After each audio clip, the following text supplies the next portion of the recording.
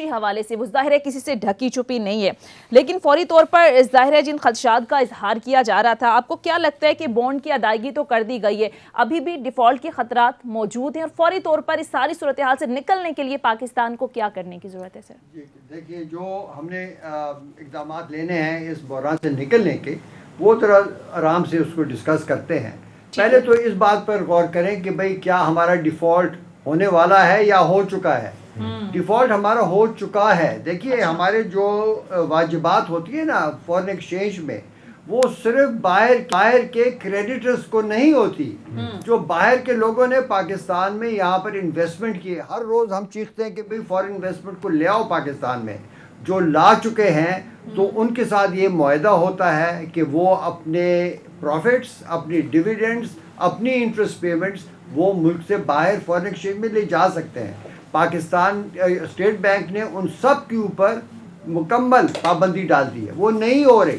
تو you have already defaulted on foreign investment کی جو پیمنٹس ہیں۔ نمبر ایک ڈاکٹر صاحب ٹیکنیکل ڈیفالٹ کہیں گے یا ورچولی ہو گیا آپ کے خیال میں؟ تو یہ ڈیفالٹ نہیں، تو اور کیا ڈیفالٹ یہی ہوتا ہے کہ آپ اپنے واجبات کو دیکھیں نا، جو صرف جو کمرشل لون تھا یہ اس کی ڈیفالٹ کو ڈیفالٹ نہیں کہتے، آپ اس کو بھی ڈیفالٹ۔ دوسرا، یہاں پر جو فورن ایئر لائنز آتی ہیں وہ جناب جب یہاں ٹکٹس بیچتی ہے پاکستانی روپیز میں، وہ اس خیال سے کہ بھئی اس کا جو منافع ہوگا وہ اپنے ڈالر میں لے جا سکیں، وہ نہیں لے جا سکتی، وہ بھی بند ہے۔ ابھی پرائم منسٹر صاحب جب گئے تھے ٹرکی، وہاں پر ٹرکش ایئر لائن نے یہ پوائنٹ اٹھایا تھا ان کی میٹنگ ود دی فورن جو وہاں پر انویسٹرز تھے۔ دیکھیے بات سنیں تو، اور سب سے بڑی ڈیفالٹ جو انہوں نے کی ہے وہ پاکستان کی معیشت کے ساتھ، عوام کے ساتھ، عوام کی ضروریات کے لیے جو کارخانوں کی ضرورت ہوتی ہے کہ وہ کام کریں اور کاروبار چلے، ان تمام کی آپ نے پہلے تو امپورٹس آپ نے کئیوں کی بین کر دی اور ان کے اوپر بہت ہیوی ایسی ڈیوٹیز لگائی ہیں جو پاکستان کی اکنامک پالیسیز کے بالکل برعکس ہے۔ اور تیسرا، اب انہوں نے ایل سیز بھی بند کر دی۔ میں نے تو یہ سنا ہے، اور اس کا جب تک اسٹیٹ بینک ہمیں واضح طور پر نہیں بتائیں گے تو ہمارے اندازے ہی چلیں گے، 1 سے لے کر 3 ارب ڈالر کے ایل سی تک رکی ہوئی ہیں۔ اگر یہ تمام مارکیٹ میں آ جائیں، کھل جائیں ایک دفعہ، تو آپ کا جو اس وقت مصنوعی ایکسچینج ریٹ ہے 225 کے قریب ہے یا کم ہے، یہ جو ہے یہ 300 سے تجاوز کرے گا، لازمی کرے گا، اس لیے کہ foreign exchange market future projection تو یہی بتا رہی ہیں کہ دیکھیں نا، جب آپ کی فورن ایکسچینج مارکیٹ اتنی پتلی ہے، اس میں اتنے زیادہ ڈیمانڈ آ جائے، تو ایک تو حالات جو اس وقت ہے نا وہ دراصل جو بتایا جا رہا ہے اس سے بہت ہی بدتر ہے اور بدترین ہے۔ وزیر خزانہ کہہ رہے ہیں ملک نہ ہی ڈیفالٹ کرے گا اور نہ ہی خطرہ موجود ہے۔ عائشہ غوث پاشا بھی یہی کہہ رہی ہے۔ تو یہ جو میں نے بتایا تو ان کی تردید کر دیں گے، ان تمام جو حقائق میں نے بتائے ہیں ان کی تردید کر دیں، مجھے بتا دیں کہ یہ ڈیفالٹ نہیں ہے، یہ کچھ اور ہے۔ آپ سب کہہ رہے ہیں اس کو ورچوئل، میں تو کب سے کہہ رہا ہوں کہ یہ چیزیں جب سے ہمیں پتہ چلی ہے، یہ اس پر ان پیمنٹس پر ہم ڈیفالٹ کر رہے ہیں۔ آپ نے معیشت کو دبا دیا، آپ نے تمام بوجھ عوام پر ڈال دیے۔ دیکھیں جو بھی، اور آپ نے فرمایا کہ سب سے بڑا بحران ملک میں یہ ہے کہ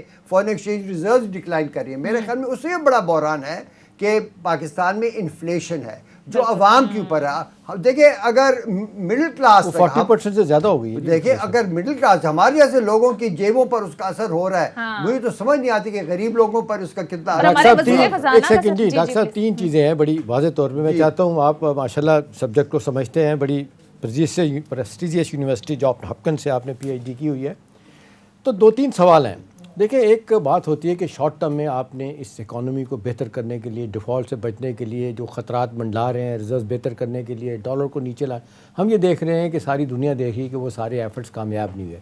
اسحاق ڈار صاحب کو لایا گیا تھا، ایک گیمبل تھی کہ شاید چیزیں ٹھیک ہو جائیں، شروع میں ٹھیک ہوئی، اب لوگوں نے کہنا شروع کر دیا جو ان کے ہاتھ میں کوئی چیز نہیں رہی۔ اب سوال میرا من نالر آپ سے ہے کہ اگر ڈیفالٹ ہو گیا ہے، یا چلیں یہ نہیں مان رہے آج نہیں تو خدا نہ خواستہ یہی سچویشن پرسسٹ کرتی ہے تو ہو جائے گا، فوری طور پہ کیا کرنے کی ضرورت ہے؟ کیا سجیسٹ کرتے ہیں کہ اس یہ ترقی معکوس جو اردو میں کہتے ہیں بالکل نیچے جانے والی، اس کو کیسے بریک لگے گی؟ جناب دیکھیے، میں سب کو یہ ایک مثال دیتا رہتا ہوں اپنے شوز کے اوپر۔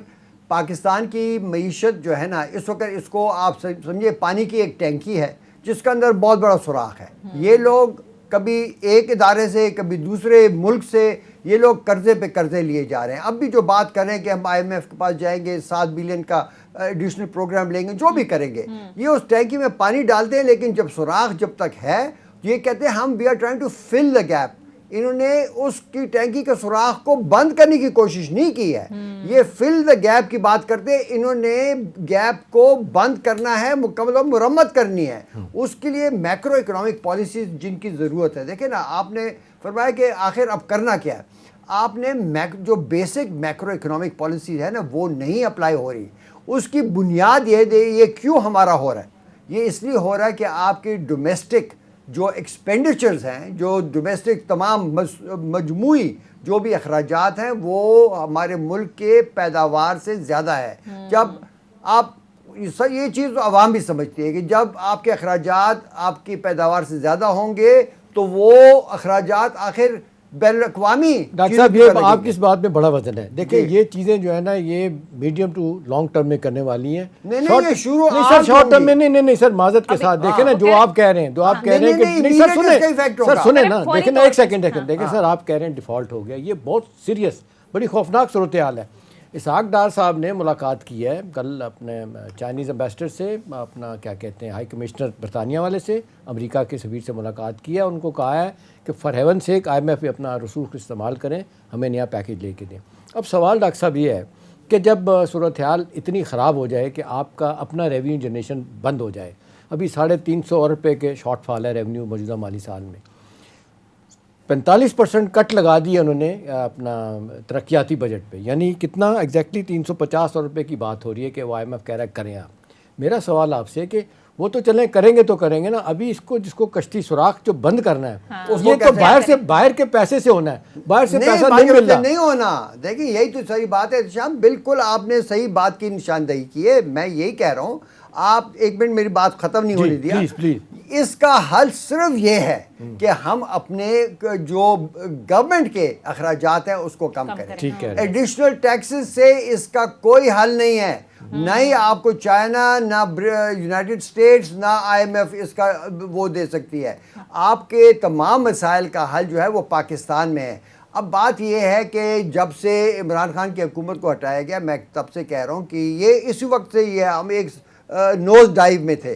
میں نے کہا یہ وقت ہے ایک ایسی حکومت کا جو انتخابات کو سامنے رکھ کر اپنے فیصلے نہ کرے، بلکہ قوم کی معیشت کے جو وہ ہے انٹرسٹ ہے اس کے بیسس پر. اس کے لیے ہمیں چاہیے قوم کے مفاد میں یہ ہے کہ ہم اخراجات کم کریں، اور ڈیولپمنٹ سپینڈنگ صرف نہیں، تمام گورنمنٹ کو ہم نے کٹ ڈاؤن کرنا ہے. This government is too big for our country to afford. بات ساری یہ ہے. اس کا ایک بڑا بیسک دیکھیں ہم نے، اور دیکھیں میں کب سے ہم نے تو IMF میں کام کیا، وہاں پر یہ رول یہ ہوتا تھا ایسے حالات میں، ایمرجنسی حالات میں اکراس دا بورڈ آپ کا یہ 20% آف صحیح معنی میں آسٹیرٹی کی جائے. ہاں 20% ان ایوری ڈپارٹمنٹ، ڈیفینس، یہ وہ سب نے کرنا ہے. جب وہ آپ کریں گے، ساتھ ہی آپ یہ یاد رکھیے کہ ہمارے بجٹ میں سب سے بڑا آئٹم جو ایکسپینڈیچر کا ہے اس سال 4 کھرب روپے، یعنی 4000 ارب روپے کا جو ایکسپینڈیچر ہے وہ ہے انٹرسٹ پیمنٹس، بیرونی نہیں، اندرونی. اور اس کی کوئی ضرورت نہیں ہے. یہ نہ مانیٹری پالیسی کو سپورٹ کرتی ہے، نہ کہ یہ یہاں پر ایک بینکوں کی لوٹ لگی ہوئی ہے اور اس کی طرف کوئی دیکھتا ہی نہیں ہے. دیکھیں میں بتا رہا ہوں، یہاں پر آپ کو کم از کم 2 کھرب روپے کی بچت ہوگی جس سے آپ بجٹ کے ڈیفیسٹ بھی کم کر سکیں گے اور تمام وہ ٹیکسز ہٹا سکیں گے جنہوں نے ہماری معیشت کو چلنے نہیں دے رہے. دیکھیں یہاں پر ابھی تک پاکستان کے پاس ایک ٹیکس پالیسی یونٹ نہیں ہے کہ وہ دیکھے کہ ٹیکس کے اثرات کیا ہوتے ہیں. ٹیکس کا